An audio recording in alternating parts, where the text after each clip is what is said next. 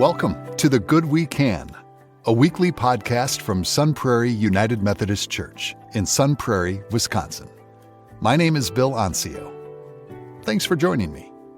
I invite you to listen to these words from the New Testament book of Romans. This is chapter 8, verses 22 to 27, and I'm reading from the Common English Bible translation.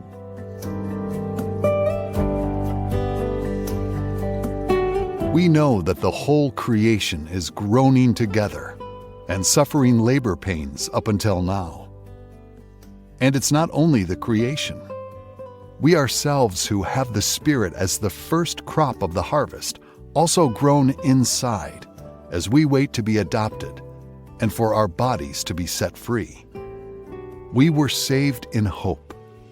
If we see what we hope for, that isn't hope. Who hopes for what they already see?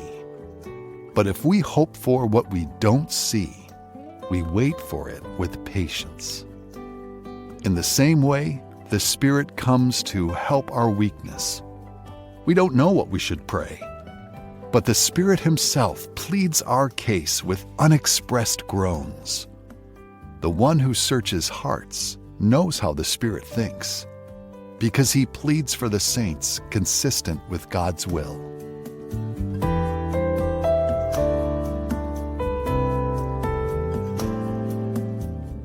Our devotion this week was written by Kevin Henderson, pastor at Sunrise Beach Federated Church, an interdenominational congregation in Sunrise Beach Village, Texas. Waiting is hard. Waiting for God is particularly difficult, especially as the whole of creation seems to groan in pain. We hear of violence, political unrest, and injustice all around us. We witness continued degradation of the part of creation we inhabit, and we cry for and with that pain. In those moments, the redemptive work of God seems but a hope without a timeline. Waiting for it with patience seems impossible. That is, until we come to appreciate the analogy of labor pains, signaling that we are waiting not for an ultimate end, but for the birth of something new. I'm reminded that we can also find ourselves in difficult times, waiting for God to give us direction to a new path. In those long stretches when you wait for God, can you relate to the words of the author of Romans? Do you have moments when it seems you no longer know how to pray? In those moments, hearing that the Spirit's sighs are too deep for words is a source of comfort rather than despair. The Spirit does not provide comfort by taking away all my questions or doubts. The Spirit does not always arrive with ready answers.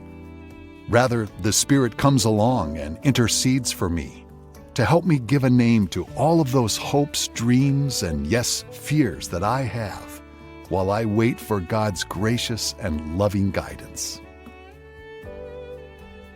God of eternity, may the Spirit come along beside me, interceding to disrupt my impatience and inviting me to speak my greatest needs. Amen.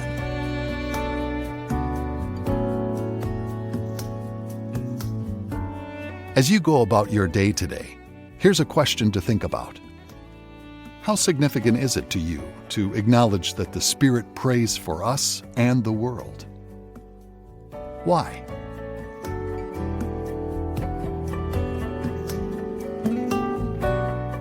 The community of Sun Prairie United Methodist Church invites you to worship this Sunday at 8:30 and 10:45 a.m., in person or online.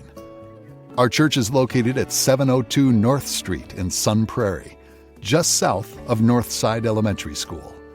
Or if you prefer, our online worship is available on the worship page of our website, sunprairieumc.org.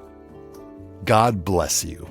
And I look forward to joining with you again next time for The Good We Can.